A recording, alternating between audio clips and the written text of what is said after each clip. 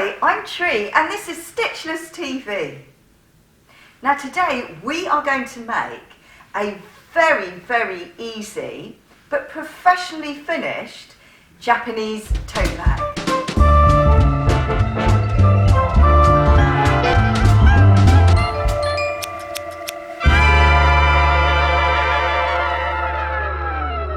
Now I am a very big fan of Japanese tote bags, particularly when they have gorgeous leather or fake leather handles on them. And when I do make them, I like to use interesting fabrics and, is there anything in there? No. I like to make them so that they are completely reversible.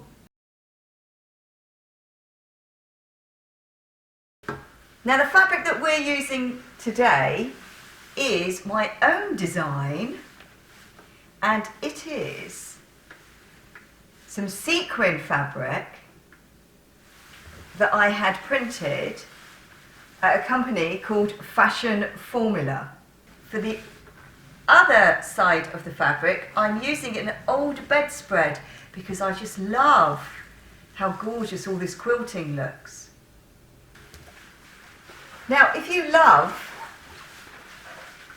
quite like these designs, you will soon be able to buy them in an online shop that I'll be having at Fashion Formula, and you can get them printed onto any fabric that they have. This fabric that I've got here is a waterproof fabric and it's called Tentex fabric, and it's really wide and very brilliant, and this too would make the most amazing Japanese tote bag.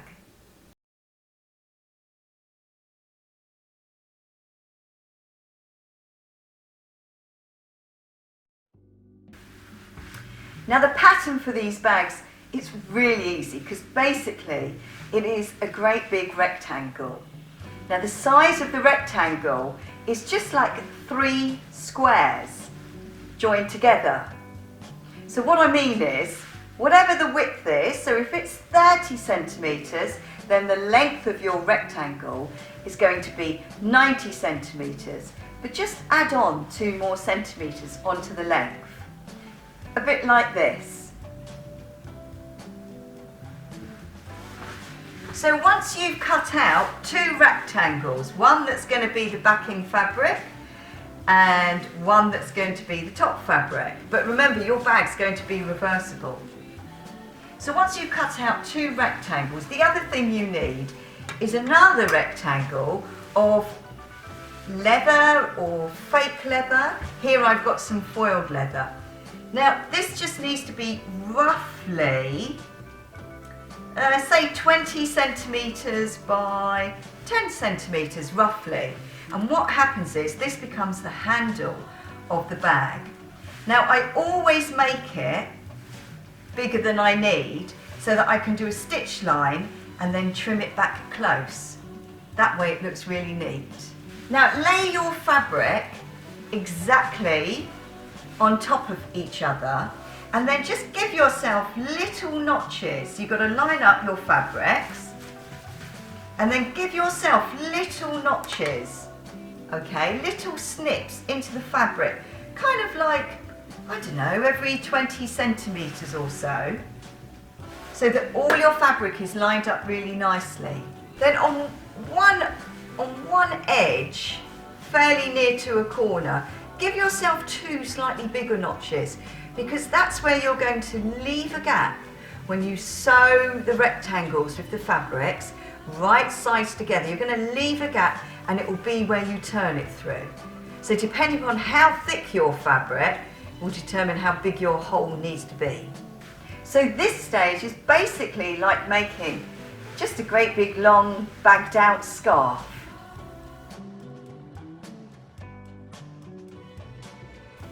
I'm beginning on the second big notch on the edge, which is where my opening is going to be. Now I'm going to line up my notches. Look, lining up notches. Don't need pins. And I'm doing like a large centimetre seam allowance. Going to go forwards and back. Now even though it's sequins, they're small sequins, they're facing down, so it's not going to be a problem for me to sew. Line up my notches. And I'm just going to sew all the way around. So let's do a little bit with you. And then we can have a look again when we get to the other side. Okay, I thought I should show you this for those that are not really experienced sewers. We're going to stop about 1 centimetre from the edge. And in order to go around that corner, I have to make sure the needle is in. And then I lift up the foot and I turn around my fabric. And I make sure it's all good and I'm lining up my notches. See, look, notches are lining up. And then when I'm happy, I drop the foot and I start sewing down the next edge. And then I do the same when I get to the other corner and work my way up and go all the way around. So we're coming to the last bit now. That's where we started. And these are our extra large notches that signify we have to leave that as an opening. I think I might make it a bit bigger than that actually. So I'm going to stop about there. And I will go backwards and forwards to close off the seam. So that was pretty easy.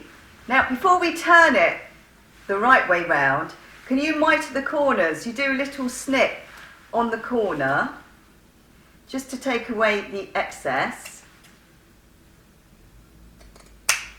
Okay, like that. But make sure you don't accidentally cut where the stitch line is, because then you end up with a hole. Right, then you're going to put your hand inside and you're going to turn it the right way round. Now you can do this however you want. It's just like turning a pillowcase or a duvet. But I like to fold in the edge and then just bring in the corner. And then do the same on the other side. So I'm going to fold in my edge and then bring in the corner.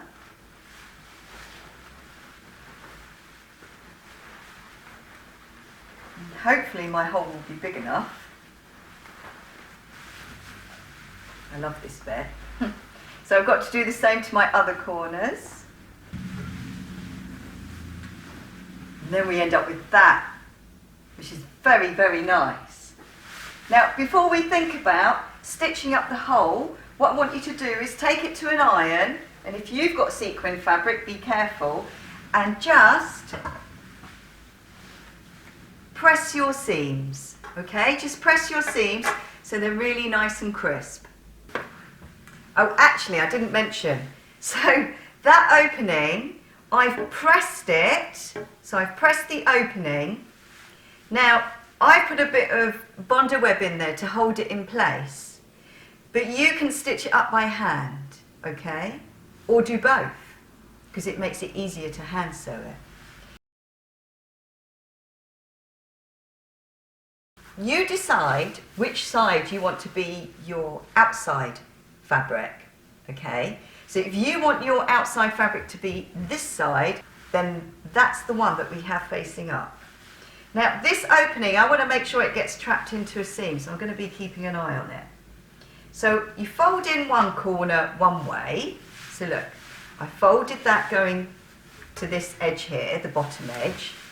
And then I've got to fold the other one going the other way. Now I believe that this is meant to be a trapezium, or is it a rhombus? Maybe you can tell me. And then when you've done that, you have to bring that corner to meet there, so you end up with this kind of shape.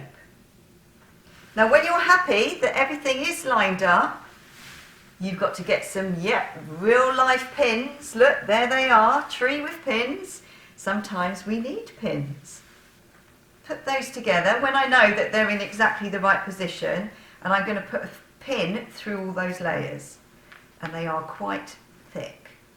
Now if you don't want to sew this on your sewing machine, then you can do it by hand. It would be absolutely fine to sew by hand. Now I think my pin's a bit blunt.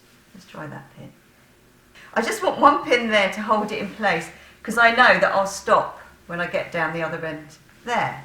Now I'm going to very carefully keep it in its position, flop it over, and then pin the other side.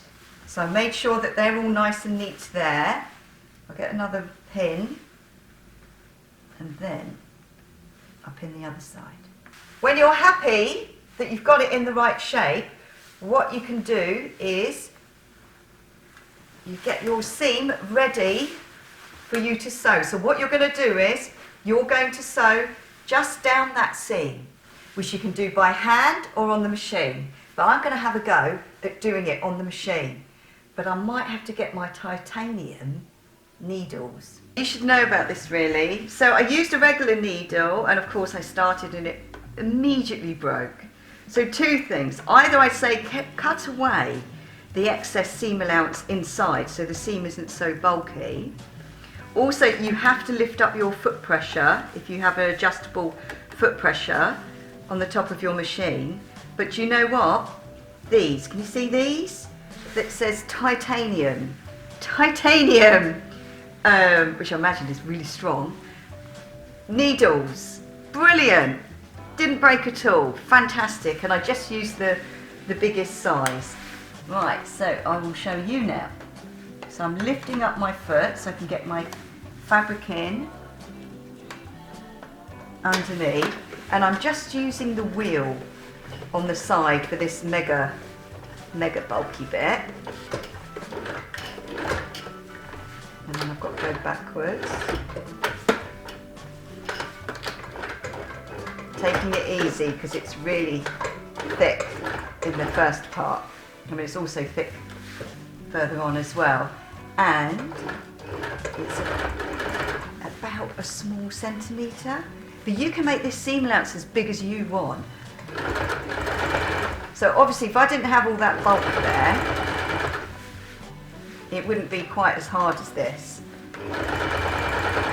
But look how this titanium needle, oh, wow, what a monster. It's just cruising through all these layers. Now take it easy when you get to the end. So I'm using a bit of the wheel there. And you do need to go backwards, forwards, a few times there.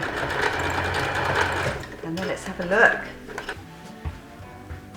This is always the really exciting bit.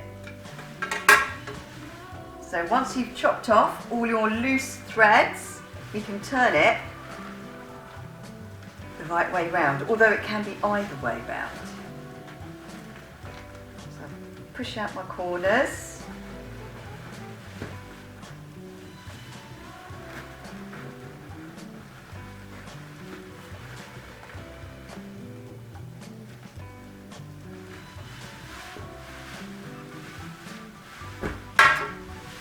So look at that. That is very amazing. Now what happens is they come together at the top and you end up with a very cool Japanese tote bag. So before we do that, we've got to stitch our leather together.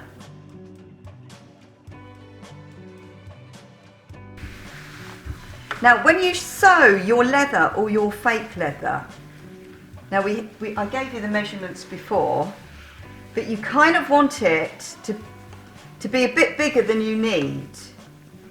Now at the moment I haven't got a special leather needle. You should have a leather needle when you do it.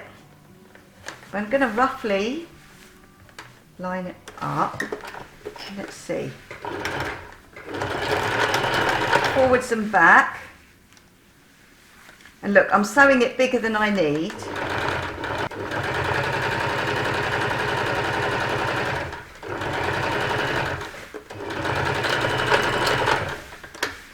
Okay, that seems to be okay. Now, the reason why I did my seam allowance bigger than I needed is because then I can trim it back so it looks like I very neatly sewed really close to the edge. Right, so you've got your sleeve, okay, your leather sleeve thing, and you've trimmed back your edge. Basically what we have to do is we have to get one of the edges, one of this lot, to go through the sleeve, and then we push it down, and then we bring the other edge to there, which is kind of tricky to do. So I found if I get a really big needle with like 4 layers of thread or some really thick thread, and I thread it through one end, and I try and make this as small as possible. Sometimes I even put a load of masking tape around it. And I'm going to push the needle through my sleeve. So I'm pushing the needle through the sleeve, and the reason why I'm doing that is because then I'm hoping that it will help me to pull that end through there. So I'm just going to have a go at that. I think it's going to be particularly tricky because I've got sequin fabric.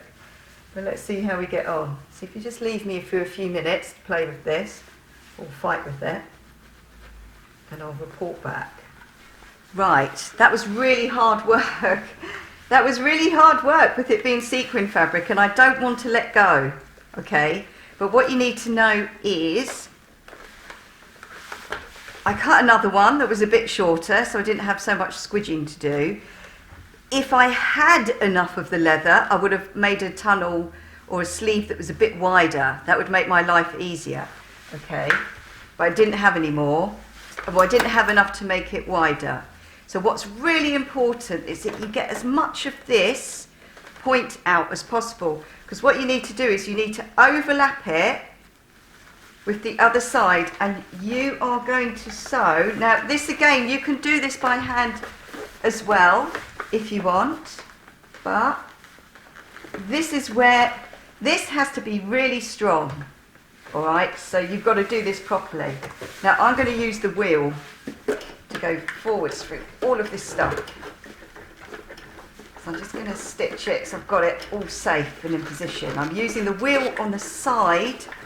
Right, so I'm going to keep going over that a few times. Now I don't think I can go backwards and forwards. I don't think it's going to work, but maybe I can try. So I'm just going to lift it and go back to the beginning again, and then sew again, because I think if I go backwards the needle won't be able to cope. So just keep doing that, all right? Lots and lots of times. Oh look, there we go. Okay. Whew. Now I know you're probably thinking, how come you don't just sew them together and then wrap that handle around it? You can do that if you want, but I just really like the way it looks tight over the fabric on the shoulder. It looks more professional.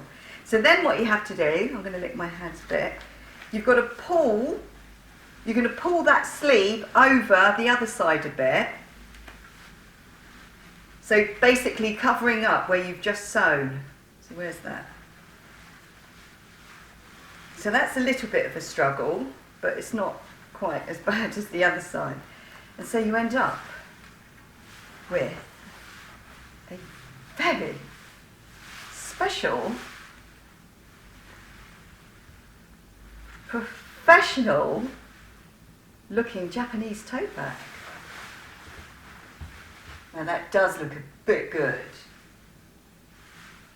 So look, that is pretty special and looks like a very classy designer bag. Now if you use special digital print fabric, and if you choose to use it from my shop, you could probably make this bag for, I don't know, something like £25, which I know isn't really cheap, but look what you get. You get something totally amazing. But otherwise, just use other unusual fabric.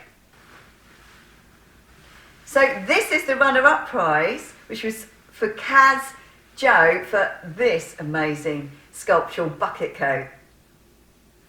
Anyway, if you make any of these Japanese tote bags, or if you want more information about stitchless TV digital printed fabric, just comment below. But I'd love to see your Japanese tote bags, so share them on Instagram or my Facebook page. Thank you so much for watching, and see you again very soon. Bye!